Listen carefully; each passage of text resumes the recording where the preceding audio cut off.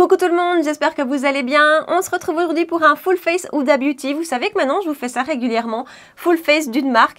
Alors en plus aujourd'hui, elle a un petit côté un petit peu pépite oubliée parce qu'il y a pas mal de produits que je redécouvre, que j'avais dans mes tiroirs. Donc voilà, c'est des vidéos qui me permettent de faire le point un peu sur les marques, de vous parler de mes indispensables, de vous dire vraiment quels sont pour moi les indispensables des marques. Et puis ça me permet aussi de redécouvrir les produits. Et aujourd'hui, on parle de Huda. Je vous fais un quasi full face, il me manque la base à peu près et le mascara. Donc voilà, j'ai tous ces produits-là devant moi. Et comme je vous dis un petit peu plus tard dans la vidéo, quand je pense à mes marques favorites de maquillage, Huda n'est pas la première qui me vient en tête. Et pourtant, quand j'ai préparé cette vidéo, puisque ça fait plusieurs jours que j'ai tout ressorti, que j'ai tout retesté, ben je me suis rendu compte que finalement, il y a beaucoup de hits, il y a beaucoup de produits. Je me dis, ah ouais, mais celui-là, je l'adore. Des produits qui ne me quittent pas. La poudre de finition, elle ne me quitte pas. Donc voilà, c'est assez comique parce que quand j'y pense, c'est pas forcément la première marque qui me vient en tête. Alors qu'à côté de ça, j'ai beaucoup de chouchous dans la marque. Donc, si vous avez envie de voir tous mes chouchous en action, quels sont mes indispensables, quels sont les produits que je vous conseille le moins aussi, parce qu'il n'y a quand même pas que du 100% réussite. Et quand j'ai fait ce look-ci, eh ben restez avec moi. Et c'est parti pour un full face Huda. J'ai déjà fait mes sourcils avec des produits de Huda. Alors je les fais hors caméra parce que des sourcils c'est pas très intéressant à voir. Mais ces deux produits de chez Huda Beauty, je les aime beaucoup. Je les économise un petit peu en fait, c'est bête. Hein. Mais le crayon à sourcils, je l'adore. Je n'ai jamais vu un crayon à sourcils aussi fin. C'est vraiment la mine la plus fine que j'ai vue. Vous voyez, elle est microscopique. Maintenant, il coûte assez cher d'un point de vue quantité-prix. Il est franchement assez cher ce crayon et donc je l'économise, je n'utilise pas tous les jours.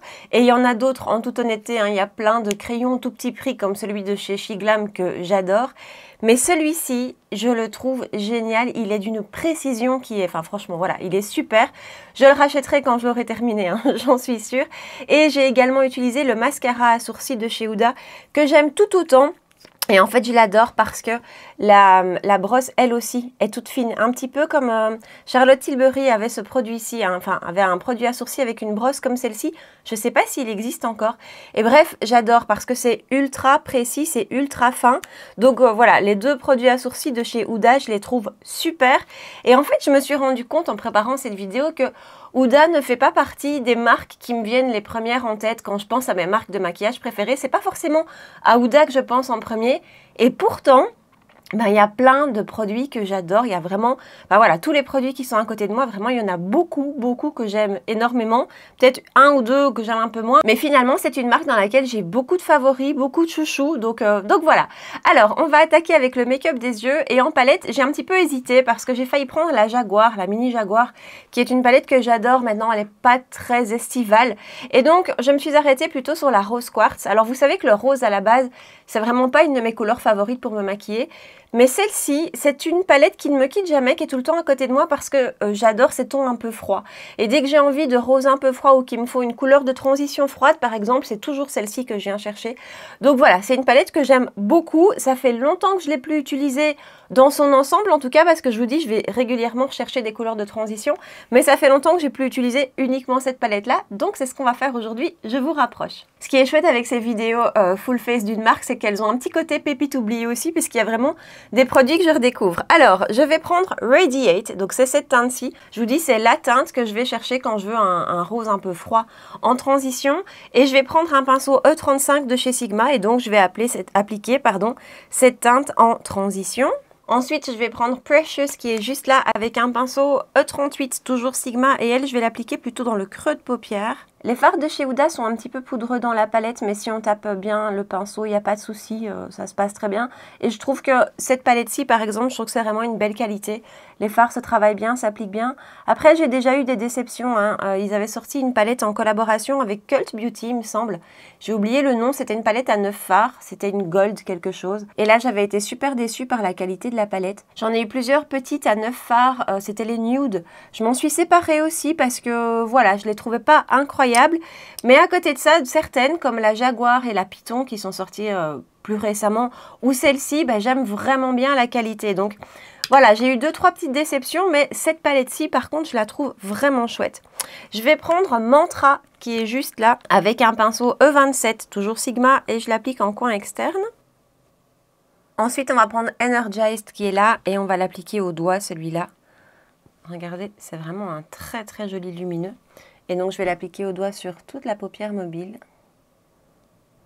Et je vais terminer avec Blissful qui est juste là, qui a plusieurs reflets à l'intérieur, un petit peu mauve, un petit peu bleu.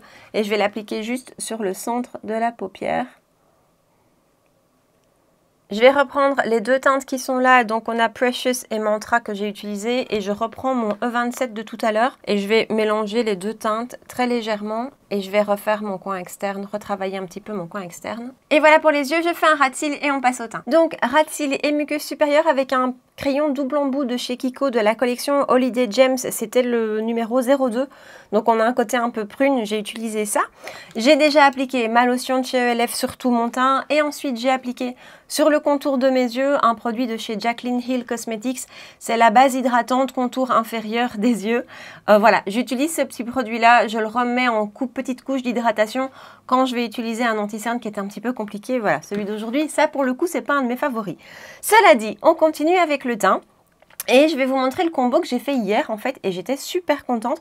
Donc j'ai pas de base de teint de chez Huda. Elle en a une qui est assez hydratante il me semble et voilà, j'en ai pas vu d'autres ou en tout cas je me souviens pas d'autres bases. Et moi les bases trop hydratantes c'est pas trop mon truc. Donc ça j'ai pas. Du coup je vais utiliser mon baume de chez Danessa Myricks. Donc c'est le Yummy Skin Balm. Je vous bassine avec ce produit, vous savez que je l'adore. Et ici c'est la teinte 03. Donc ce n'est pas la version universelle que j'utilise en base d'habitude, c'est la teinte 03 que j'avais acheté pour utiliser en fond de teint. Alors il faut assez peu de quantité de ce produit, j'en ai déjà même mis un petit peu trop. Et donc ce produit, je vous l'ai déjà dit, pour contrôler mes brillances, il est vraiment génial. Et d'habitude, j'utilise cette teinte-ci sur tout mon visage, sauf que c'est devenu un petit peu clair pour appliquer sur tout mon visage. D'ailleurs, j'attends la teinte 04 pour vous dire à quel point je l'aime.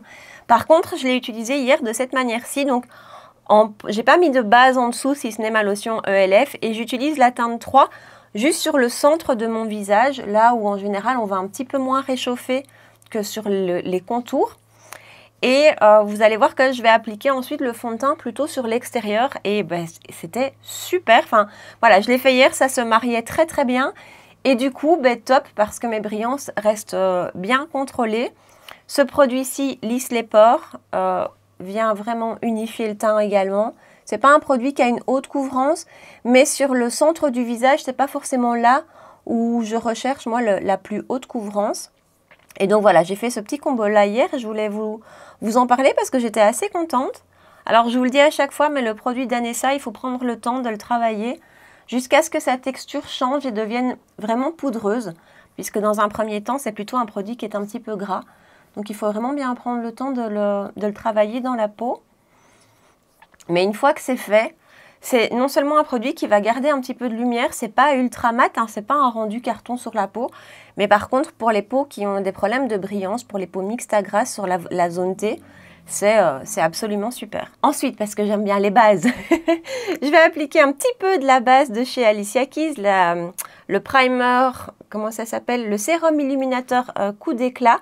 J'en prends un tout petit peu et je vais juste l'appliquer lui sur les contours du cou du visage. C'est un produit qui va donner de la lumière sans graisser. La lumière va passer à travers le fond de teint. Il est hyper agréable, il a un petit côté hydratant mais je vous dis pas gras. Ça convient à mon type de peau. C'est un super chouette produit. Et on revient chez Huda et je vais vous parler du Faux Filter Luminous, si je me souviens bien. Voilà, Faux Filter Luminous Matte. Donc elle a reformulé son fond de teint qui était un petit peu iconique. Je l'avais jamais testé, je l'ai acheté vraiment en prévision de cette vidéo, mais j'étais super contente de l'acheter parce que c'est un fond de teint que j'ai toujours eu envie de tester. J'ai toujours été curieuse de ce fond de teint et je vous avoue que quand je suis allée le swatcher en boutique, j'ai quand même hésité à l'acheter. Je me suis dit, est-ce que vraiment je vais craquer? Parce que il a une texture, quand on l'étale sur la main, vraiment c'est épais. C'est un petit peu difficile à étirer et ça a l'air très mat. Donc j'ai vraiment hésité et puis je me suis dit non, j'ai vraiment envie de le tester. Donc j'ai craqué et je le trouve super. Mais c'est vrai que ma première impression quand je l'ai swatché en boutique, je me suis dit waouh, c'est très mat, c'est très dense. Ça a l'air un petit peu difficile à travailler. Ça sèche très vite aussi. Donc beaucoup de choses qui peuvent rendre un produit, un fond de teint un petit peu compliqué. Et finalement, il est génial. Donc, j'ai pris la teinte 210B. B, c'est pour beige chez Huda Beauty. Donc, c'est censé être le sous-ton le plus rosé. Je ne le trouve pas assez rosé pour moi, mais bon, voilà. Donc, je vous montre d'abord la consistance. Vous voyez, ça ne bouge pas. Ça se tient hyper fort, c'est vraiment assez dense comme matière. Et comme je vous l'ai dit, c'est un fond de teint, je pense qu'il faut le travailler assez vite. Donc j'en prends un petit peu sur mon doigt, il en faut très peu. J'ai mis une pompe dans ma coupelle, ce sera largement assez. Et je vais travailler une section de visage à la fois. Donc je commence par ici, je prends mon éponge ELF qui est un petit peu trop humide, donc je l'éponge un petit peu avant que ça sèche. Voilà.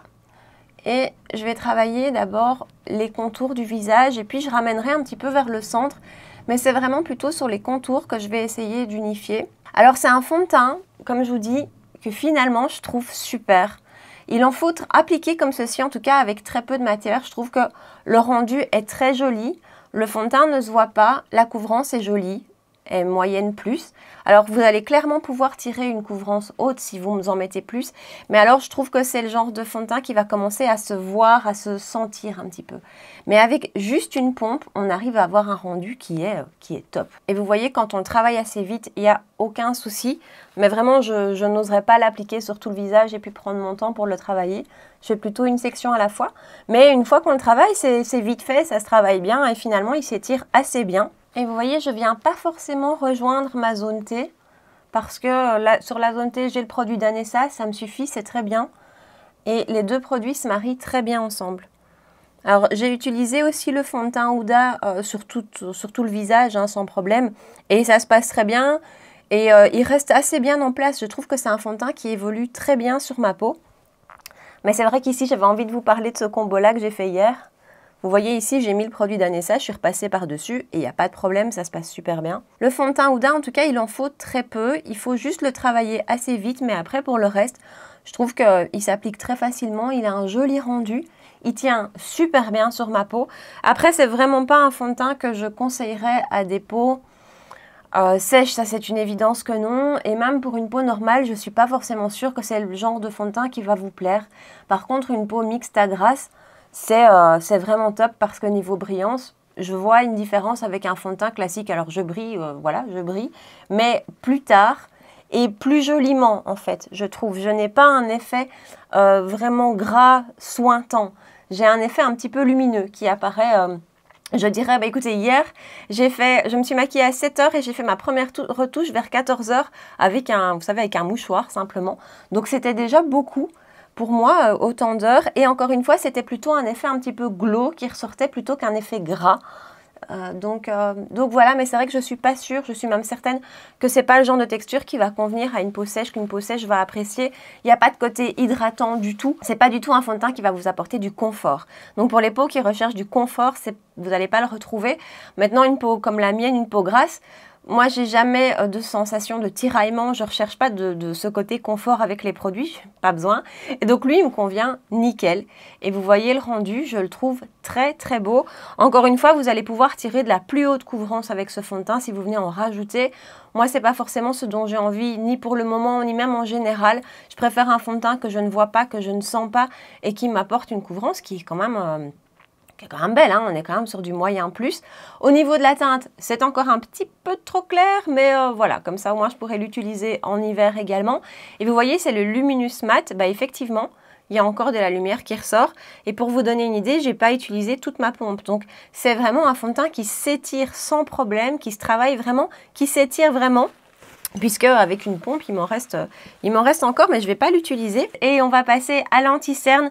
Et donc là, je vais vous parler du Faux Filter Concealer qui est sorti tout récemment. J'ai la teinte Cotton Candy, c'est la teinte 2.3B, qui est un petit peu claire, vous vous en douterez. Mais c'est pas grave, ça va fonctionner. J'en ai déjà mis trop.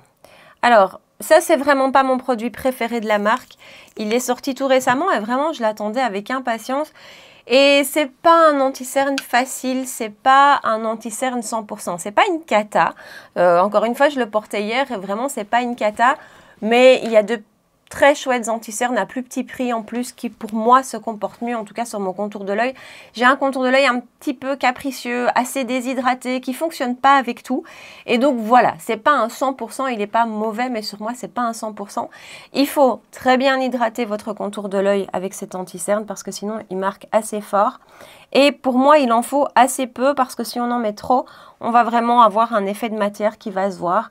Et voilà, on va vraiment avoir une texture de matière qui va se voir sur le contour de l'œil. Maintenant, si on en met très peu et qu'on les tire bien, Là, il n'y a pas d'effet de matière. Et si on hydrate bien le contour de l'œil, il ne marque pas trop. Après, quand je vous dis que c'est pas mon favori, c'est que je trouve que l'évolution sur la journée, c'est pas super flatteur en fait. Je sais pas, je trouve pas qu'il donne un côté contour de l'œil en bonne santé. J'ai déjà vu dans des anti-cernes qui me plaisent davantage. Maintenant, encore une fois, c'est pas une cata. Alors, je l'applique avec mon éponge ELF. Pour l'anti-cerne, elle est géniale cette éponge. Alors, je vais poudrer mon anti-cerne avec la poudre de chez Huda, bien sûr. Donc, ce sont les Easy Bake Loose Baking and Setting Powder. Je vous dis ce sont parce qu'il y en a une autre qui arrivera après pour le reste du teint. Mais donc ici, c'est la teinte Cherry Blossom Cake qui est sortie cette année, tout récemment. Teinte qui a été hyper vite hors stock. Donc, c'est vraiment une teinte rose. Elle est magnifique. Moi, j'adore cette teinte pour poudrer le contour de l'œil, même pour poudrer tout mon teint, mais je l'économise puisqu'elle est en rupture de stock absolument partout depuis maintenant, j'ai envie de dire des mois. Hein. Oui, ça fait des mois qu'elle est en rupture partout. Il paraît qu'elle va revenir, hein, que ce n'était pas une édition limitée. J'espère parce que vraiment, cette poudre pour moi, ça a été une révélation. Avant elle, je ne poudrais pas mon contour de l'œil et ça a vraiment été une révélation. Sa texture, étonnamment, n'est pas ultra fine. Enfin, elle est fine, mais c'est pas la poudre la plus fine que j'ai pu tester. Mais néanmoins, elle a un rendu sur la peau qui est super beau, qui est floutant, qui est lissant. Sur le contour de l'œil, vraiment, c'est lissant et ça fait tenir l'anti-cerne, mais jusqu'au bout de la nuit. Cette teinte-ci, Cherry Blossom Cake, bon, je suis désolée de vous en parler puisqu'on ne la trouve plus, mais bon, j'espère qu'elle reviendra. Mais cette teinte-ci a un côté très flatteur sur le contour de l'œil, vraiment, ça donne un côté un petit peu lumineux. Et encore une fois, avant elle, je ne pouvais pas poudrer mes anti-cernes, donc voilà. Cette poudre-ci, chez Huda, c'est un gros hit. Je vous parle après de celle que j'utilise pour le teint, mais c'est devenu ma poudre favorite. En attendant, je vais terminer le make-up des yeux. Je reprends ma palette et je vais prendre Precious qui est juste là avec un pinceau JH39 de chez Morphe et Jaclyn Hill et je vais l'appliquer tout le long du ras de cils. Ensuite, je vais reprendre mon lumineux Energized avec un JH43 de chez Morphe et je vais l'appliquer là aussi tout le long du ras de cils. Je reprends mon crayon double embout de chez Kiko et je prends l'autre côté. Donc c'était une petite teinte un peu rose. On va voir si ça marque dans la muqueuse, je sais plus. Ça a bien marqué dans la muqueuse, vraiment les crayons de chez Kiko sont excellents. Et ici c'est vraiment un petit rose tout doux, légèrement lumineux. J'applique un petit peu de mascara et on continue avec le teint. Et voilà pour le mascara, j'ai appliqué le Lash Clash de Yves Saint Laurent. Je n'ai plus le mascara de chez Huda Beauty, je l'ai eu, je l'avais bien aimé. Pas au point de le racheter. Après, c'est très rare que je rachète un mascara, à part celui de chez Sweet Lashes, où là, voilà, je l'adore, je l'ai racheté. Mais à part celui-là, c'est très rare que je rachète un mascara. Donc voilà, donc j'ai pas racheté celui de chez Huda, mais dans mon souvenir, je l'avais bien aimé. Par contre, il faut que je vous parle d'un autre produit pour les cils de chez Huda Beauty. C'est ceci, c'est le Legit Lashes Waterproof Top Coat. C'est donc un produit que vous venez rajouter par-dessus votre mascara quand il est sec. Je vous conseille quand même d'attendre qu'il est bien séché, vous venez le rajouter. Ça rend tous les mascaras waterproof ultra waterproof. Vraiment, si vous avez des soucis de mascara qui coule, vous savez que c'est très souvent mon cas. Ça, c'est de la magie dans un tube. Ça rend vraiment les mascaras waterproof. Alors, attention, parce qu'après, ça les rend un petit peu difficiles à démaquiller, forcément. Mais c'est ultra efficace. Donc ça, c'est un produit que je pense que je rachèterai toujours. En plus, après, avant de le vider, je crois que là aussi, on a le temps de voir venir. Mais que j'aurai toujours, en tout cas, dans mes tiroirs parce que c'est ultra pratique. Alors, avant de poudrer le teint, on va utiliser des produits crème. Et je vais utiliser un produit là que j'ai plus utilisé depuis très longtemps. En général, vous savez, je reteste tous mes produits avant de vous faire une vidéo pour justement pouvoir vous donner mon avis. C'est ce que j'ai fait hier, sauf avec le Tantour, j'ai complètement oublié. Et dans mon souvenir, je l'adorais pas. Hein. Dans mon souvenir, je le trouvais un petit peu difficile à travailler, donc on va voir. J'ai la teinte la plus claire, la teinte Fer, qui se présente comme ceci. Et je vais utiliser le pinceau que j'avais acheté pour aller avec, c'est le Sculpt and Shade qui se présente comme ceci. Et voilà, je pense que ça va, je vais le redécouvrir, donc j'en ai mis un petit peu sur mon pinceau. Et je vous dis, j'ai gardé un souvenir qui n'était pas incroyable, ou c'était pas mon bronzer crème préféré. Mais en même temps, on change d'avis, hein, et parfois aussi on garde des a priori comme ça. Et donc je me suis dit que c'était la bonne occasion de l'utiliser. Alors je voudrais ne pas en mettre trop parce que on va utiliser un bronzer poudre ensuite. Je vous dis, j'avais ce sentiment qu'il était difficile à travailler, mais en fait il s'étire assez bien. J'en ai prélevé un peu trop, je pense. Là aussi, j'avais oublié que c'était pigmenté à ce point aussi. Je vais prendre mon pinceau de chez ELF qui est propre, juste pour un petit peu atténuer. Je ne vais pas en remettre un sur mon pinceau. On va voir ce qui reste pour faire le reste du visage. Après, honnêtement, c'est vrai que j'avais dans mon souvenir que c'était plus difficile que ça à travailler. Et non, c'est super bien pigmenté, sachant qu'en plus, j'ai la teinte la plus claire, heureusement. Qu'il en faut vraiment très très peu. Mais écoutez, non, je retire ce que j'ai dit. C'est une texture qui est plutôt quand même, qui n'est pas très grasse. Hein. C'est pas, par exemple, le bronzer crème de chez Fenty est nettement plus gras. Ici, pas, mais non, ça se travaille correctement. Ça se travaille même très bien. Pas que correctement, très bien. J'en ai mis un petit peu trop, mais par contre, je ne sais pas si vous voyez, je trouve que j'ai un rendu un petit peu sale, là. Voilà, moins de ce côté-ci, mais ici où j'en ai mis trop, je trouve que j'ai un rendu un petit peu pas net. Un petit peu, ouais, couleur un petit peu, voilà.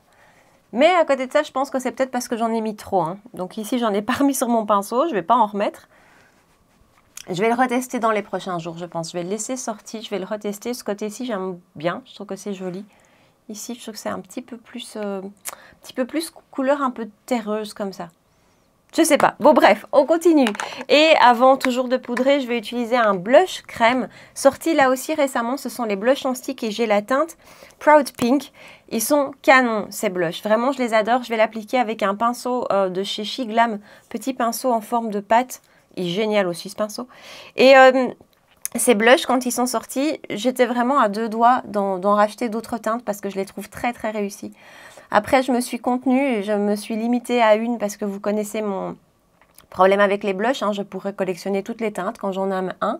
Mais ici, je suis restée sur celle-ci et vraiment, j'aime beaucoup. Et niveau tenue, encore une fois, je vous dis, j'ai tout retesté hier à part le teint tour. Et niveau tenue, le blush crème combiné avec le blush poudre après, ça n'avait, mais alors, pas bougé. Sur une journée de finalement 12 heures, ça n'avait pas bougé, donc ça c'est top. Texture ici de nouveau, pas trop grasse, mais qui se travaille très très facilement.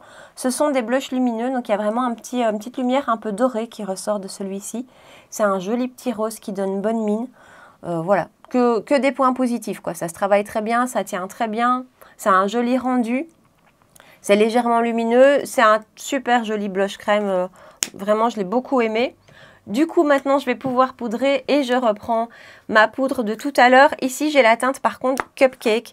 Donc ça fait partie des teintes qui existent depuis longtemps et c'est celle la plus rosée. Et je vais l'appliquer à la houppette avec ma houppette de chez Linda Alberg. Et cette poudre, si vous avez la peau grasse, honnêtement, il faut que vous la testiez. Parce que là aussi, ça a été une révélation. Vous savez que ma poudre de finition favorite, ça a longtemps été la Catrice et je la trouve toujours aussi belle. Hein. C'est une très jolie poudre à mini prix qui en plus rajoute un petit peu de couvrance au teint. Donc très jolie poudre. Mais d'un point de vue contrôle des brillances, celle-ci, c'est la plus efficace que j'ai pu tester. Elle est bluffante. Niveau couvrance et tenue du maquillage, celle-ci est pour moi imbattable. Elle a en plus un magnifique, je vous l'ai dit tout à l'heure, rendu sur les pores.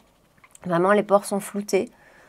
Je ne sais pas pourquoi il m'a fallu autant d'années pour tester cette poudre. Vraiment, je ne sais pas, mais je l'adore. Juste une petite chose par rapport à la poudre, elle est parfumée. Hein. Donc si vous n'aimez pas les produits parfumés, ça risque de ne pas vous plaire parce que l'odeur est assez présente. Elle disparaît, elle ne tient pas toute la journée, mais quand même l'odeur est assez présente. On va passer au bronzer de la marque Glowish. Donc c'est une des marques de Huda Beauty.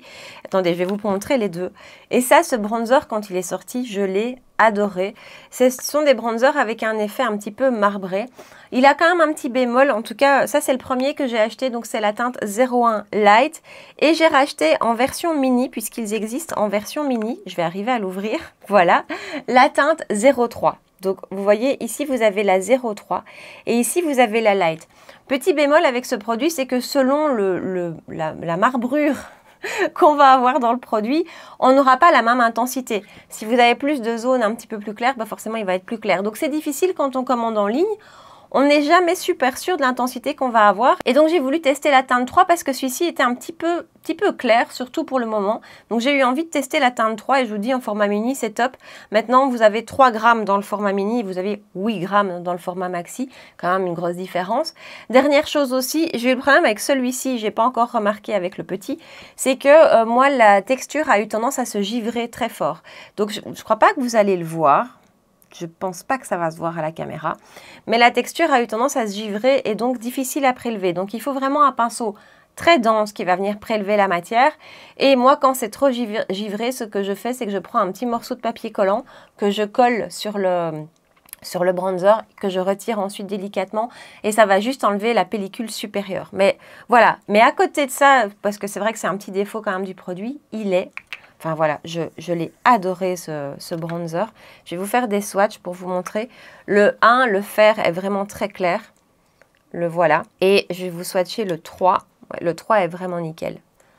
Voilà le 3 en dessous du 1, pardon. Et je pourrais franchement le racheter en format maxi. Enfin, d'abord, je vais terminer le petit. Mais tout ça pour vous dire que c'est un bronzer que j'ai adoré, que j'ai mis de côté ensuite parce qu'il était devenu trop clair. Mais vraiment, je l'ai adoré. Par contre, ici, il faut un pinceau assez précis pour venir prélever dans le tout petit pan. Et c'est un Morphe R14. Et donc, je vais l'appliquer. Bon, alors, vous allez du coup moins voir puisque j'ai mis le Tan Tour en dessous. Mais la teinte 03 pour moi maintenant est top, vraiment nickel. Peut-être que la 2 aurait été aussi, hein, à voir. Mais c'est un bronzer qui a un rendu mat, mais qui a vraiment une très jolie texture. Un très joli rendu fondu sur la peau. Ça a vraiment été un gros favori quand il est sorti celui-là. Et puis bon, ben, comme tous les produits, malheureusement, on finit par les ranger. Je vous dis, c'est un petit peu comme une vidéo pipi oubliée aujourd'hui. Mais voilà, j'adore cette teinte-ci, je trouve qu'elle est super belle. Elle a aussi un petit peu des sous-tons légèrement rouges que je trouve très très jolis. Et finalement, la version mini du bronzer, je trouve ça assez sympa, soit pour quand vous voyagez, parce que c'est vrai que quand on voyage, c'est sympa d'avoir des formats mini, ou ben voilà, quand on est collectionneuse comme nous, c'est toujours, et qu'on a plein de bronzers, ben pourquoi pas en fait. Finalement, c'est largement assez, 3 grammes de produit. Et en même temps, ça permet de découvrir le produit. Et donc, voilà le rendu du bronzer que je trouve super joli. Vraiment, ça, c'est un de mes favoris de la marque aussi. Ensuite, toujours chez Glowish, sont sortis les petits blushs, les Cheeky Vegan Blush en poudre. Ici, j'ai la teinte 02 Caring Coral qui se présente comme ceci. On retrouve un petit peu cet effet marbré, moins fort que dans le bronzer. Et je vais l'appliquer avec un pinceau numéro 02 de chez BH Cosmetics. Alors, ce blush, quand il est sorti, j'ai pas été bluffée. Et en fait, je l'ai trouvé assez cher d'un point de vue quantité-prix. On a 2,5 grammes et je ne sais plus le prix, mais je pense qu'on tourne autour des un petit peu plus de 20 €. Ce qui le fait quand même assez cher par rapport à ce qu'on voit en moyenne. Et je le trouve pas incroyable. Il est beau, hein, il n'y a rien à dire. J'ai vraiment pas de négatif à donner sur ce blush. Il s'applique bien, il a un joli petit rendu. Et en plus, comme je vous disais tout à l'heure, combiné aux crèmes, la tenue est géniale. Maintenant, je ne suis pas bluffée non plus par son rendu. Si je compare, vous allez me dire, il ne faut pas tout comparer, c'est vrai. Mais voilà, les RMS, que vous savez que j'adore, là, vraiment, j'ai été bluffée par le rendu sur les pores, par le rendu légèrement lumineux, par la texture, par la tenue. Enfin, c'est blush en tout pour moi. Ici, ceux-ci sont bien, mais voilà, ce n'est pas ce que je recommanderais en premier lieu dans la marque, en fait. Après, le rendu est assez joli. Je suis en train d'abuser sur la quantité. Mon problème de blush, hein. Mais c'est très joli quand même. Ensuite, on passe à l'highlighter. Et là, vous savez, ça a été une révélation tout récemment. Donc, c'est le Nymph, qui, je pense, n'est disponible que sur son site. Alors oui, je ne vous ai pas parlé de ça, tiens. Sur le site de Huda, vous pouvez commander sans problème, pas de problème de frais de douane. Si je me souviens bien, elle expédie depuis la France, d'ailleurs. Il me semble que c'est ce que j'ai vu sur le site. Mais donc, livraison très rapide, super bien emballé et tout ça, et sans aucun problème de frais de douane ni quoi que ce soit. Donc, vous pouvez franchement y aller. Faites attention parce que Huda, il y a quand même pas mal de faux sites qui circulent, qui ressemblent très fort à l'original. Donc, quand c'est comme ça, n'hésitez jamais à aller sur la page Instagram de la marque. Et vous savez que c'est la bonne page Instagram parce qu'il y a un petit V bleu à côté du nom. Allez sur la page officielle et suivez le lien. Parce qu'il y a souvent, en tout cas, je ne sais pas si c'est le cas pour Huda, hein, mais il y a souvent le lien en barre de description de la page Insta, il y a souvent le lien qui renvoie vers le site de la marque et là vous êtes sûr de ne pas vous tromper. Sinon, n'hésitez pas à m'envoyer un petit message pour que je vous envoie le lien du bon site puisque c'est celui où j'ai commandé, donc je suis certaine. Mais faites attention parce qu'il y a des faux sites Huda et ils sont très très bien faits, donc c'est très traître. Donc voilà, faites attention. Mais donc, j'ai commandé celui-ci sur le site et ça, cet highlighter, waouh, quelle découverte! De nouveau, c'est le format mini, il existe en format maxi et le format maxi est maxi. Donc moi, un format mini, je suis très contente. Mais alors, quelle découverte. Il n'est pas du tout pailleté. Il a un petit côté... oh là là, je le trouve magnifique. Il est juste... c'est tout ce que j'aime. La teinte qui est un petit peu dorée, mais pas trop. C'est pas doré jaune. C'est vraiment un joli champagne doré, si on peut dire. Et il a vraiment un magnifique rendu, une très belle lumière. Et il a un rendu fondu. Fondu, fondant. Vous voyez la lumière qui se dégage? Ouais. On voit que je l'adore. Mais je n'utilise plus que lui. Ça a vraiment été une grosse découverte. Et j'adore celui de chez Dior, le Dior Skin Luminizer, je ne sais plus, que j'ai en teinte 01. D'ailleurs, je vous ai fait des swatchs comparatifs il n'y a pas longtemps dans une de mes vidéos. Ça reste un de mes highlighters favoris, mais il se rapproche très fort de celui-ci et vraiment, je le trouve magnifique. Avant de passer aux lèvres, je vais fixer le tout avec le spray de finition de chez Révolution. J'ai pas le spray de chez Huda et j'aimerais bien le tester. Vraiment, j'ai très envie de le tester. Ensuite, pendant que ça sèche, on va passer aux lèvres et je vais utiliser ceci. Donc, ce sont les matte lipsticks. Voilà, les matte lipsticks que j'ai ici en teinte Girls Trip. Alors, je vais vous faire un petit swatch. Donc, ce sont des rouges à lèvres raisin. Il y a beaucoup de produits lèvres chez Huda. Et je dois dire que les rouges à lèvres liquides, je les avais bien aimés. Après, c'est pas le genre de texture que je préfère. Mais les raisins, comme ceci, sont excellents. Donc, on a un fini mat, un fini lumineux. On va commencer avec Girls Trip que je vais appliquer sur toute la lèvre. Et donc, ça, c'est un fini mat. Et voilà pour Girls Trip. Ce sont vraiment les rouges à lèvres mat comme je les aime. Vous savez, cette texture plutôt un petit peu veloutée. Ouais, ça fait un petit peu un effet velours sur la lèvre. C'est pas du tout un mat qui va aller assécher. C'est pas du tout non plus un mat qui va avoir une tenue comme un liquide mat qui va tenir des heures et des heures et des heures. Ici, ça va bien tenir, mais ça reste très très confortable. C'est un rouge à lèvres qu'on ne sent pas du tout, qui est imperceptible, qui ne va pas non plus marquer les petits défauts de la lèvre et qui a ce côté comme ça, ce confort d'un hydratant, mais ce rendu mat. Donc ça, j'aime beaucoup. Et je pense que je vais peut-être essayer de rajouter une petite touche, attendez, je me trompe, du lumineux, puisqu'elle a sorti ensuite dans le même packaging, hein, quasiment, et dans le même look, je vais vous montrer les packaging, des rouges à lèvres avec un fini plutôt lumineux. Donc ici, vous avez les mats et ici, vous avez les crémeux. Vous voyez, ça se ressemble. Voilà, c'est mieux comme ça, Charlotte. Ça se ressemble, c'est assez joli, c'est aimanté. Enfin, je trouve qu'au niveau packaging, Huda, c'est joli. C'est pas waouh, mais c'est vraiment joli. Et ici, vous voyez, hop, ici, j'ai la teinte Buttercup. Hop, je pense que je vais appliquer, on va voir, une petite touche de Buttercup sur le centre. Et donc voilà le rendu des deux superposés. Je ne suis pas sûre que Buttercup ait très très fort changé la donne, mais je voulais vous le montrer. Toujours en parlant produits lèvres, je ne vais pas les appliquer parce que j'ai fini mon make-up, mais je voulais quand même vous en parler. Les crayons à lèvres sont excellents. Franchement, ils sont super. Honnêtement, je l'avais un petit peu oublié parce que j'en ai qu'un et je l'ai redécouvert ces jours-ci. Alors, il ne matchait pas avec la couleur d'aujourd'hui parce que c'est un vrai nude, un petit peu beige marronné. C'est le Partner in Crime. Il est magnifique, c'est hyper bien pigmenté, ça s'applique super bien et ça tient aussi super. Et un autre produit que j'aime beaucoup chez Huda Beauty, vraiment, ce sont ces baumes à lèvres. Ils ressemblent à ceci. Donc ce sont les Silk Balm et ici j'ai la teinte Honey Kiss. Il y a deux teintes. Une, je pense, un petit peu plus rosée et l'autre un petit peu plus miel. Après, ça ne se voit pas sur la lèvre en toute honnêteté. Enfin, j'ai pas l'impression. Et vraiment, je l'adore. Il est très très très confortable. Il donne un joli rendu lumineux. Il est tout le temps dans mon sac lui, donc voilà, je voulais vous en reparler. Alors comme d'habitude dans ce genre de vidéo, je repasse à travers tous les produits que je vous ai présentés, je vous dis si ce sont ou pas des essentiels pour moi dans la marque. D'abord pour les yeux, les palettes. Alors pour moi, toutes les palettes ne sont pas essentielles et ne valent pas forcément le détour en toute honnêteté. Mes favorites sont la Jaguar et celle-ci. Et celle-ci, si vous avez un petit peu les mêmes goûts que moi, dans le sens où si vous n'aimez pas les roses, trop vifs, mais que des roses froids vous plaisent, ben elle, pour le rose froid, elle est géniale. Je vous dis, elle ne quitte jamais ma desserte, que ce soit pour utiliser des teintes assez basiques en transition ou même les lumineux. J'aime beaucoup le rendu du make-up que j'ai fait aujourd'hui. Donc voilà, si vous cherchez une belle palette de rose froid, elle est vraiment très belle et la qualité est très chouette. Un indispensable pour moi, le Top Coat, Legit Lashes Waterproof Top Coat.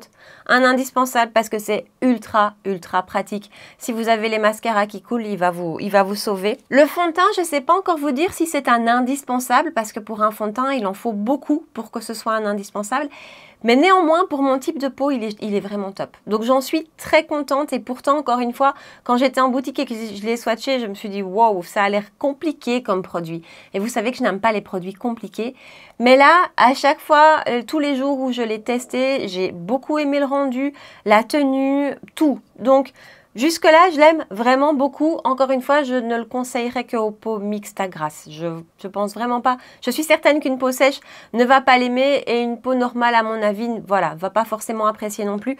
Mais pour une peau comme la mienne, jusque-là, je l'aime beaucoup. Les produits teints. Alors, le Tan Tour, ben, je l'ai un peu redécouvert aujourd'hui dans le sens où j'avais gardé cette impression qu'il était difficile à travailler.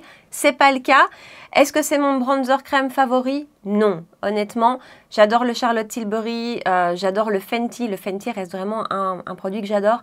J'ai redécouvert le Nude Sticks récemment que j'aime beaucoup aussi. Donc, c'est pas mon number one. Néanmoins, il est quand même très joli. Je dois avouer que ça s'est très bien passé aujourd'hui. Si ce n'est ce rendu que je trouvais un petit peu grisonnant. Mais finalement, ça va. Bronzer, là vraiment, je l'adore. Je trouve qu'il a un rendu sur la peau qui est magnifique, une très belle texture.